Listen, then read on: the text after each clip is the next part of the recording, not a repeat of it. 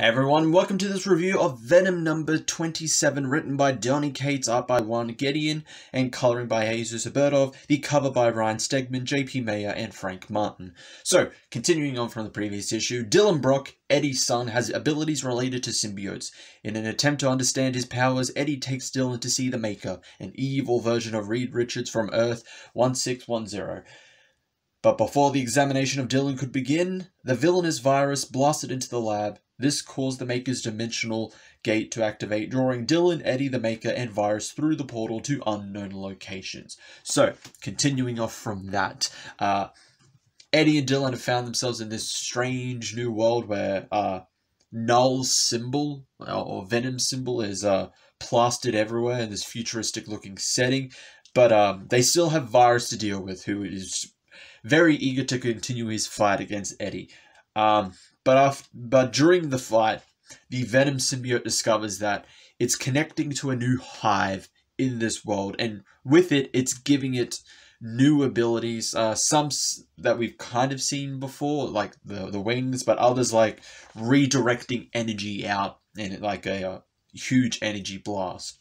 So after dealing with virus, Eddie goes to retrieve Dylan, but is confronted by that world's versions of the aVENOMgers, who all also have the Venom symbiote symbol, the Null symbol, on them as well. And during their fight against virus, it's revealed that they are symbiotes themselves.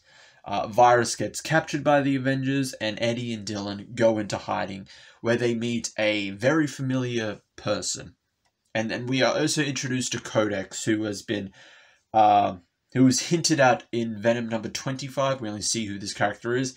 They seem to be the leader of this world, from what we can infer, from what we can see from this issue so far.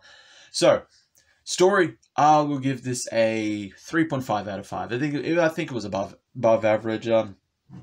It's okay, not too bad, not great either.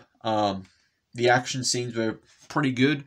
Other than that, it was okay-ish. The art and coloring, I'm going to give it 3 out of 5. I think it was average. I think a lot of the action scenes is definitely where it was at its strongest. But my main gripes with the art and coloring in this issue is the fact that it is an entirely different team.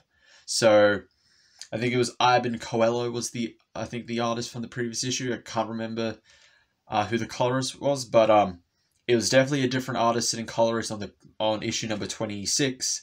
And then they decided to change it literally an issue later to a different team.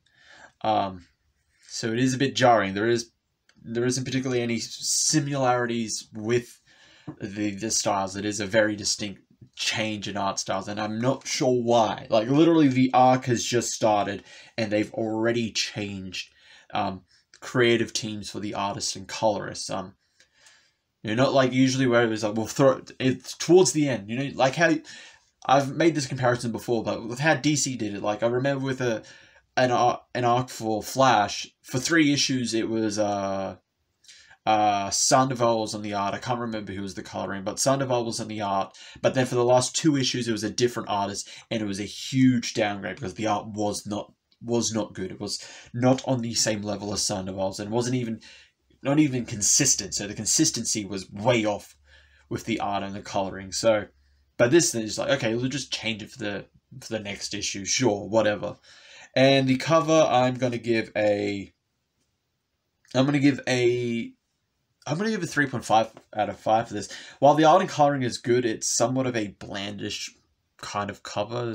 It leaves a lot to be desired. It's just Venom swinging across a, not even a futuristic looking, kind of like just almost a modern looking setting, just apart from the hover cars. It doesn't really match the setting inside of the book. So yeah, kind of a blandish kind of cover.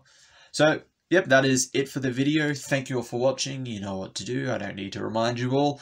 And I will see you all in the next one.